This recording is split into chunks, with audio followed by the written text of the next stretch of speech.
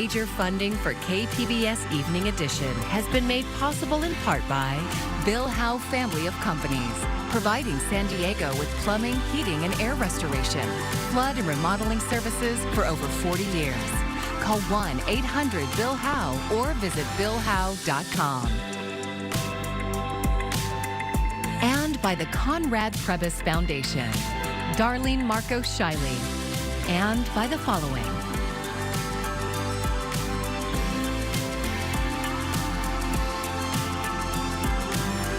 And by viewers like you. Thank you.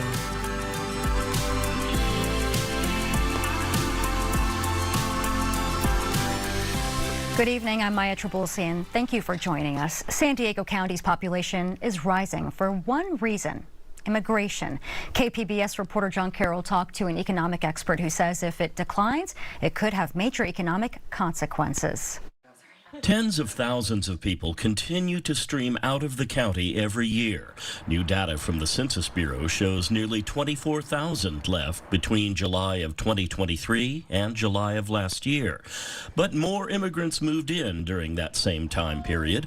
24,226 to be exact. Well, if there had been no immigration, we would have lost about 12,000 people. The fact that we gained a few more people than we lost is a good thing, according to University of San Diego economics professor Alan Jin. If we had a shrinking population, number one, there wouldn't be enough workers to fill some jobs. We'd have a labor shortage, and already, even with the small net that we gained, labor is a problem in some areas. Then on top of that, if we have fewer people here, that means fewer people spending money. Jin says if the Trump administration follows through on promises of mass deportations, certain industries that are very important in this county would be negatively impacted. Areas like construction, agriculture, and then the hospitality industry, so restaurants and hotels. So already some of those categories are having difficulty finding workers, and that would make the situation even worse. As to why thousands continue to leave this and other coastal counties in California, one word: housing. The cost of housing in coastal California is just really high, and it shows no signs of abating, even with the high interest rates that we've had in the last few years. Jin's advice to lawmakers: craft sensible immigration policies, work on making housing more affordable so places like the Golden State can stay golden. John Carroll, KPBS News. The Trump administration is defending the deportation of alleged Venezuelan gang members to El Salvador over the weekend. At issue, whether officials violated a judge's order in doing so. Brian Abel details the situation from the White House.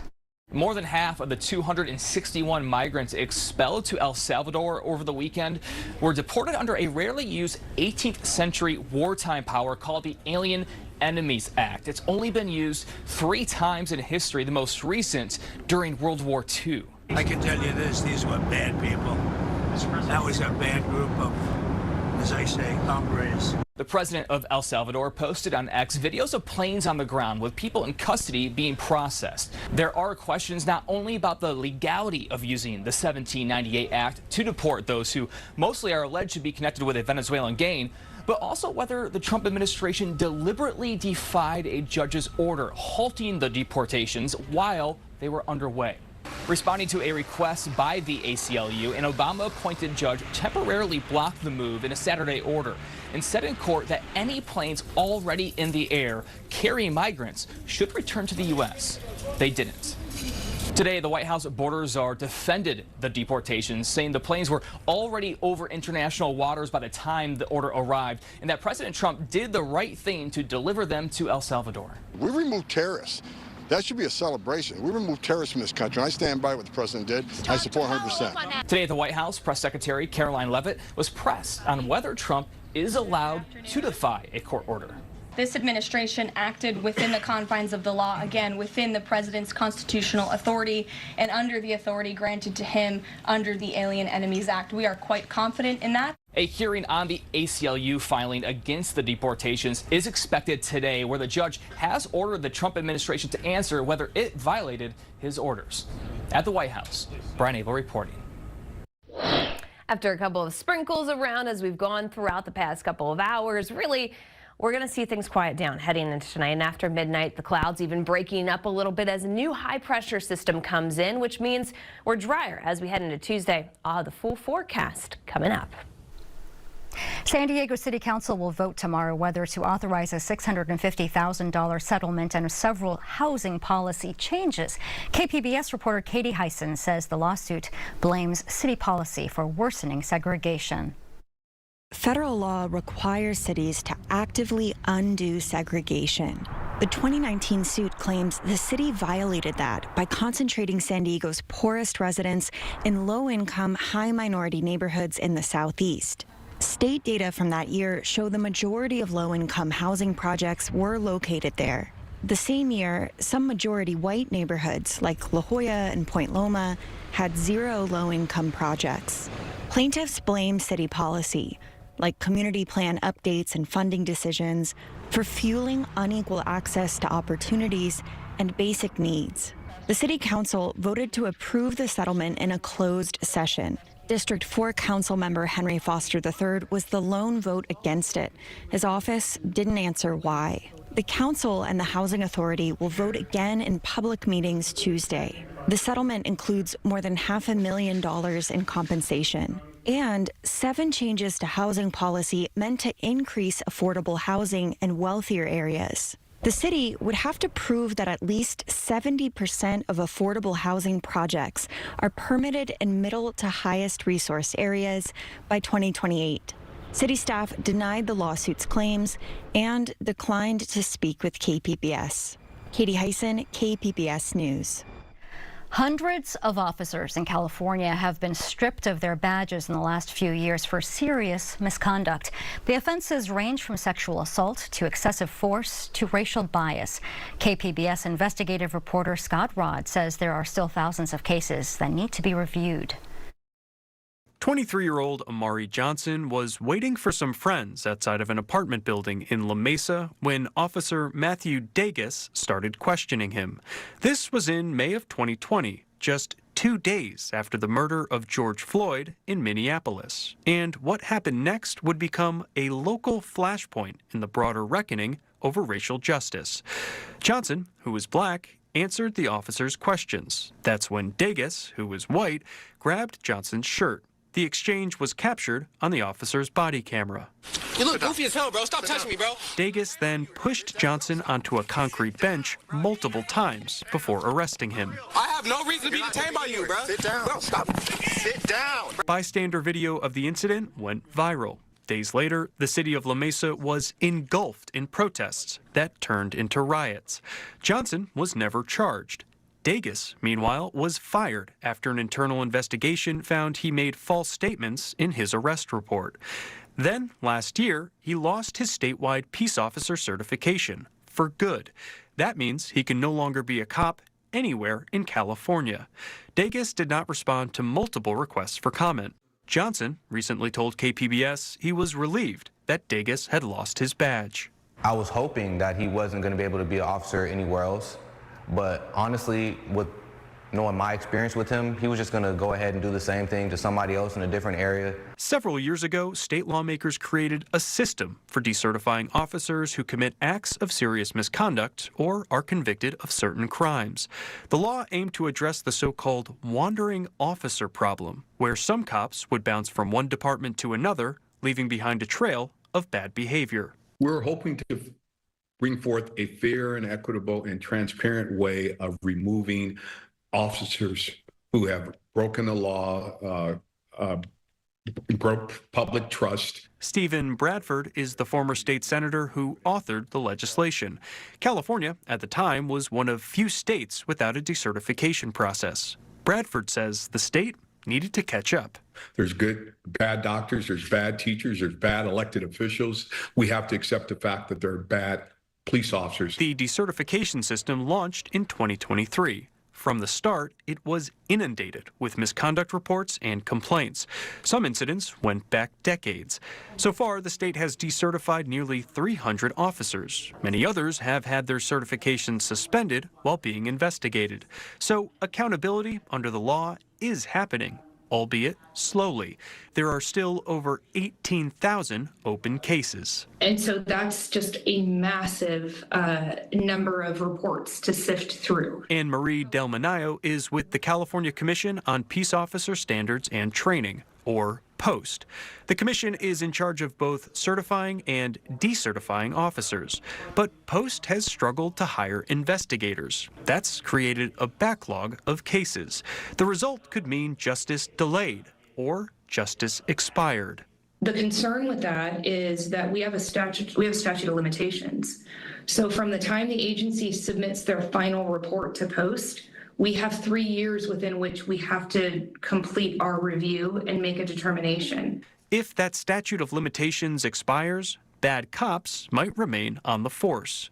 Del Manayo says POST is working to make the process more efficient, but police accountability advocates are worried. Michali Woodson is the legal director for the San Diego-based organization Pillars of the Community. Any step towards holding those bad actors accountable is progress and a success, even if that doesn't feel like enough for our community members. It is a step in the right direction. But I do know that there's so much more that needs to be done.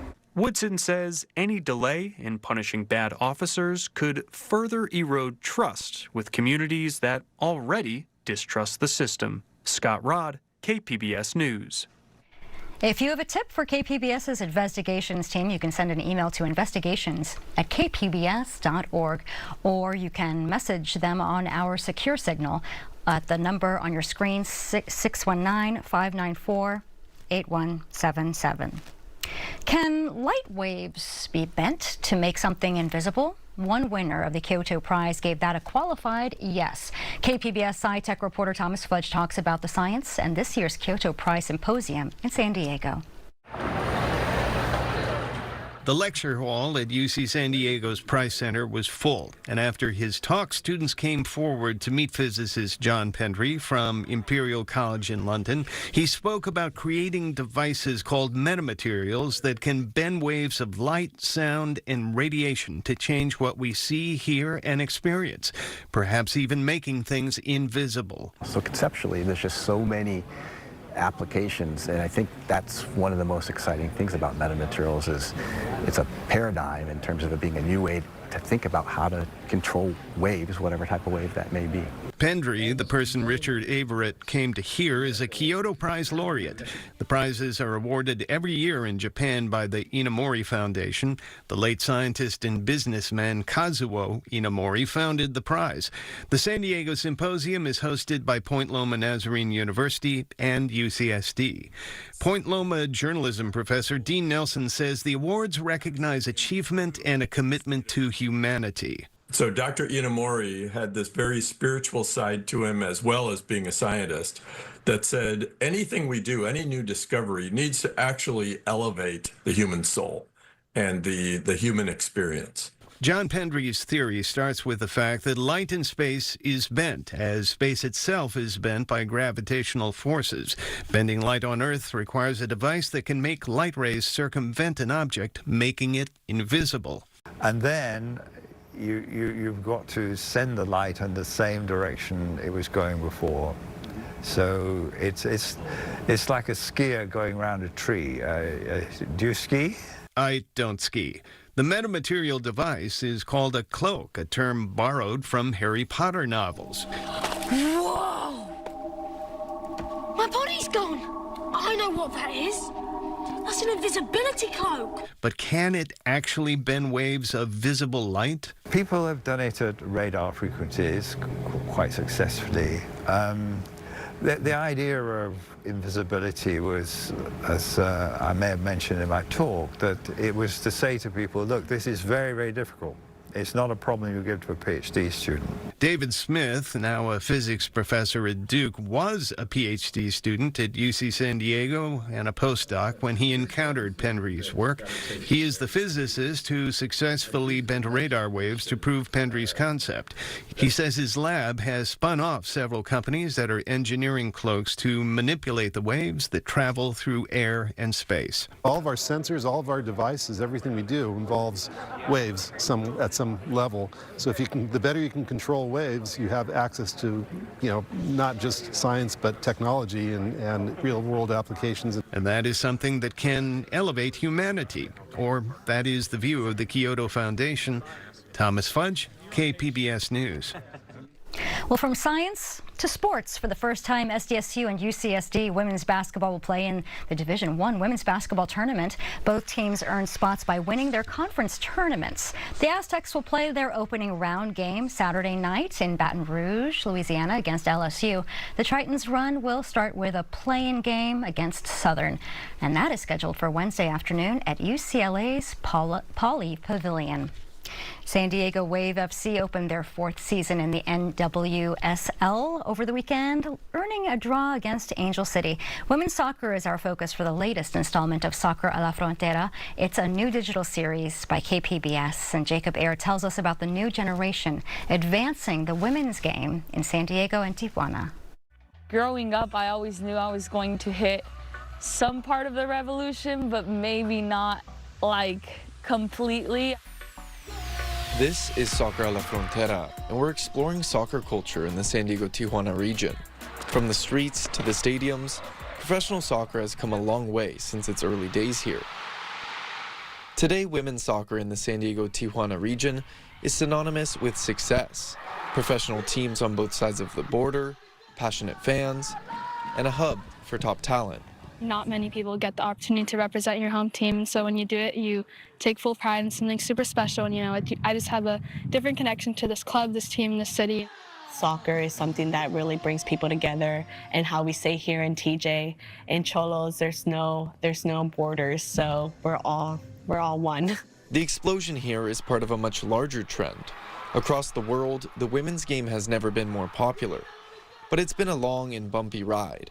We were fighting to put women's soccer on the map. We wanted to have a professional league in the U.S. Fighting decades of inadequate opportunities, unequal pay, and blatant sexism. At that point, I didn't even know we had a U.S. women's national team. So for me, I didn't even see it as a vehicle to get me to college. I was just playing because I loved it, and it was my time, my release. It started with the nationwide passing of Title IX in 1972.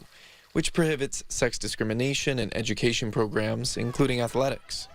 That paved the way for young women across the U.S. to play soccer in school. By the late 1980s, the revolution in San Diego had begun. San Diego, throughout the years, have had a really big community of women's soccer, from the professional and semi-professional teams that we saw here in earlier years to the rec leagues. First came the San Diego WFC Sea Lions, an amateur team featuring women who played in college. The Sea Lions allowed women that loved and just had an absolute passion for the game, but maybe didn't have the opportunity, the timing was wrong, but it allowed them to continue to play. A decade later, they became a founding member of the Women's Premier Soccer League, still the longest running active women's soccer league in the United States. Then came 1999. A watershed year for women's soccer in San Diego and beyond. We wanted to be able to say, this is the next step, and that came after the '99 World Cup. Finally, after the historic World Cup win, the Women's United Soccer Association formed as the first paid professional league. In 2001, at Torero Stadium, the San Diego Spirit took the field. To now think we're on a stadium and there's little girls and little boys in the crowd that are wearing our jerseys and cheering for us is like, if you see it, you can believe it. The league only lasted a few years, but it broke some major barriers. I want girls to know that it is possible, because before it wasn't possible. Fast forward to 2012, and the National Women's Soccer League was born. This time, it was a women's professional league that was here to stay. I think every single player can afford to have soccer be their career. If they have a contract in the NWSL, I think in Mexico, that's still growing. Mexico followed 5 years later with the founding of Liga MX Femenil. It's a women's league that's here thanks in large part to relentless advocacy in Tijuana. As the Mexican national team for the women's has grown, I think young girls are literally saying, no, I want to play soccer. No, I want to do this. I want to be like her. In 2021, San Diego Wave FC landed north of the border and has become one of the NWSL's marquee franchises. They have a devoted following that's helped to break attendance records. the San Diego Wave represents something that we all wanted to have when we were younger. You know, women who are able to play professionally, to be treated professionally. Until her recent retirement, their star was World Cup champion Alex Morgan, an idol for many. I remember asking her for her jersey at Qualcomm Stadium, so to even be able to get the opportunity to share the field with someone you have a jersey of is just incredible, and I don't think it would have happened as fast if we didn't have people like her supporting and fighting for us. To be a part of the first ever professional women's league, let alone in my hometown, it's powerful because I grew up chasing my older brother. With thousands of fans cheering on their home teams on both sides of the border, the women's game has plenty of room to run. There's little girls running around the fields of San Diego right now that now have something tangible they can go support and be a part of and dream and go after it, and it's incredible. Up next on Soccer a la Frontera, Part 4, Mexico's outsized impact on our region's soccer scene. That story was produced by Jacob Ayer. You can watch the first 3 episodes in the series at kpbs.org/Soccer a la Frontera, and stay tuned for a new episode next week.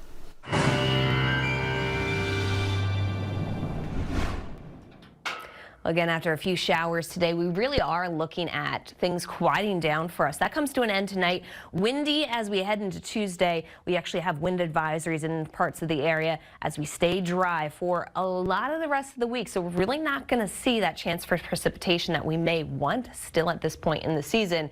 All that will take place in Northern California or even north of that. As we work our way, though, through the rest of the night into tomorrow, there are still some wind advisories in place, especially as you get into the higher terrain. Those wind advisories lasting through tomorrow afternoon. After that, then things will start to really subside as we talk about those wind speeds. Currently, though, as we go through tonight, 53 the low for the city. As you work towards Oceanside, 46 degrees. Mount Laguna coming in at 30 degrees. And again, it will be a little bit windy as we continue into your Tuesday. That pattern still taking hold as the low moves off towards the east. High pressure builds in and drier weather moves in too. And that means we're going to hold it here for a lot of the rest of the week. So sunshine, more in our forecast as we hit 64 for the high. Meanwhile, Cajon coming in at 66 degrees. Borrego Springs, 75. There's going to be more warmth to come in the days to come. In fact, we go to 70 for our coastal communities as we head into Wednesday. And then we will see a lot of those numbers kind of remain through much of the week here. 75 for the high inland on Wednesday. There's a bit of an offshore flow for Wednesday. That's why those numbers are a bit higher than some of the other days of the week, but we're still fairly mild here as we look into our mountain communities, still holding on to the 40s, but we go back into the 50s by the time we head into Friday and Saturday. And desert communities here holding on to the 70s, cruising into the 80s for Friday and Saturday. So there's more of that warmth coming in as high pressure will keep us dry through a lot of the week. For KPBS News, I'm AccuWeather meteorologist Melissa Constancer. I'm Jeff Bennett. Tonight on the NewsHour, the Trump administration uses a wartime declaration to deport Venezuelan migrants. That's at 7 after Evening Edition on KPBS. A greater risk of cardiovascular disease, dementia, stroke, depression, anxiety, and premature death. That's what the former Surgeon General of the United States says are the consequences of loneliness. Dr. Vivek Murthy described it as an epidemic. KPBS reporter John Carroll has the story of a young woman who was struggling with loneliness in her life and took a very modern approach to solving it. Post-pandemic, 24-year-old Maddie Reese found herself dealing with something she'd never dealt with. She'd just moved back to San Diego after being gone for a couple of years, and her circle of friends from before was no more. I was really lonely, and I tried to make friends in multiple different ways. It was hard putting myself out there and not knowing what to expect. Loneliness, what to do about it, is something San Diego State Professor Juan Camarena deals with all the time. He works in the Department of Counseling and School Psychology. I'm in favor of anything that helps people communicate in real life and that helps people feel less lonely. Feeling less lonely, making meaningful personal connections is what Maddie Reese was after. She tried other apps, but for her, they missed the mark. You would be kind of swiping around, trying to see if you match with these people, but you never really knew what to expect after you matched with them. After you thought, okay, well, this would be perhaps a good friend. you'd match with them, and then what? So Reese decided to create an app of her own and called it Flared. It's about shooting off a flare into the sky, like if you're lost and you want to be found. And the flares, each post on the app we call a flare. While Professor Camarena is supportive of anything that helps people communicate in person as opposed to cyber settings, he has a cautionary note about a one-size approach fitting all. He says nuance is necessary. Do I need, at this point in my life, Sam, I'm in my 40s, and so do I need to be with career mentors? Is that the focus of my life? Do I need to be with people with kids? What is exactly is going to help with my loneliness? Reese says Flared is the means to an end. A bit of irony in using technology to leave technology behind and just make personal connections, to make friends, to just be with people. You know, people in places have their own little idiosyncrasies, but at its core, we're all just a city full of people just trying to find that connection. And I think that's what matters most. Flared is not a money-making venture. It's free, and there's no advertising on it. You can find it at getflared.com. John Carroll, KPBS News. Doing good for the community. And you can find tonight's stories on our website, kpbs.org. Thank you for joining us. I'm Maya Trabulsi. Good night. Major funding for KPBS Evening Edition has been made possible in part by Bill Howe Family of Companies, providing San Diego with plumbing, heating, and air restoration, flood and remodeling services for over 40 years. Call 1-800-BILL-HOWE or visit billhowe.com. And by the Conrad Prebys Foundation, Darlene Marco Shiley, and by the following.